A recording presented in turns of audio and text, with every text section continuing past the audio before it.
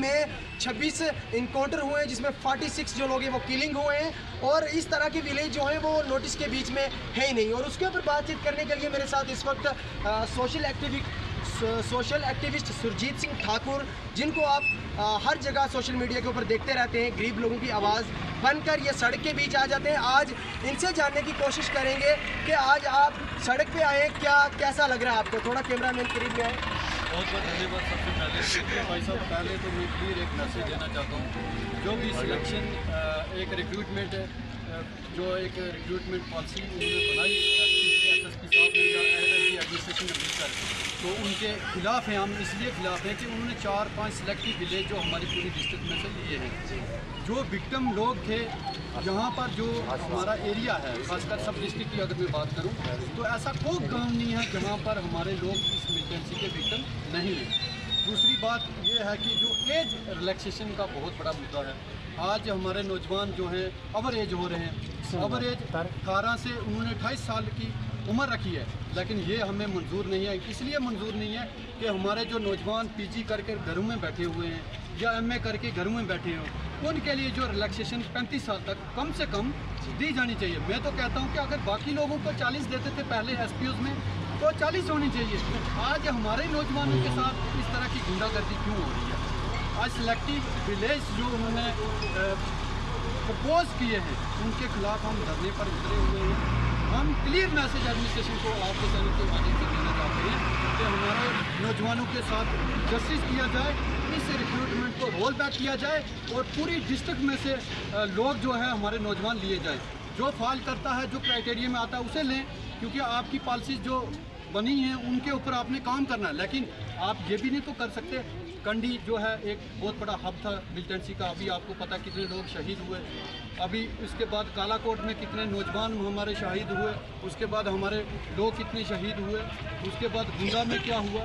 क्या ये एरिया जो इतने नीचे रहते हैं, मुड़ता, ये एक हब थे। गजोग एक एरिया है जहाँ पर चीखा खेत कहा जाता है। अगर नौजवान आपके चैनल के माध्यम से वहाँ के लोग सुनते होंगे, तो वहाँ पे मिनी पाकिस्तान उन्होंने बनाया हुआ है। क्या वो विक्टिम एरिया नहीं है? है पूरा एरिया। बुद्धल एरिया नहीं है विक्टिम, पूरा एरिया। शाहपुर नहीं है, पूरा एरिया है। मैं सिर्फ और सिर्फ ये कहना चाहता हूँ, सवाड़ी एरिया है। कितने गाँव के मैं नाम लूँ? मैं कहना चाहता हूँ कि लास्ट में यही कंक्लूजन निकलता है। मैं ये चीज़ कहना चाहता हूँ LG एडमिनिस्ट्रेशन से कि ये चीज़ रोल बैक की जाए और हमारे जो नौजवान, पढ़े लिखे नौजवान आज घरों में बैठे हुए हैं, कोई बेचारा मजदूरी कश्मीर करने जा रहा है, कोई महाराष्ट्र जा रहा है, इन लोगों के साथ जुल्म और सितम मत करो। अगर आप इसको रोल बैक नहीं करोगे, आने वाले समय में मास लेवल पे प्रोटेस्ट जो है डिस्ट्रिक्ट राजौरी में। सर देखो, जो पीछे इनकाउंटर हुआ कंडी में, और वहाँ पे देखो एक परिवार के 11 लोग जो उन्होंने बताया, जो हमारे यूथ पहलवान से उन्होंने बताया चले गए। और अब काफ़ी जो यंग यूथ है उनका ये भी कहना है कि जिनके घर से एक 2 मिलिटेंट्स की वजह से जो किलिंग्स हुई हैं वो मारे गए, उनको इंसाफ मिलना चाहिए। अभी तक वो लोगों का भी ये कहना है कि हमारे घरों से अगर 2-2, 3-3 जो लोग हैं उनकी किलिंग्स हुई है मिलिटेंसी इनकाउंटर की वजह से, उन्हें इंसाफ नहीं मिला।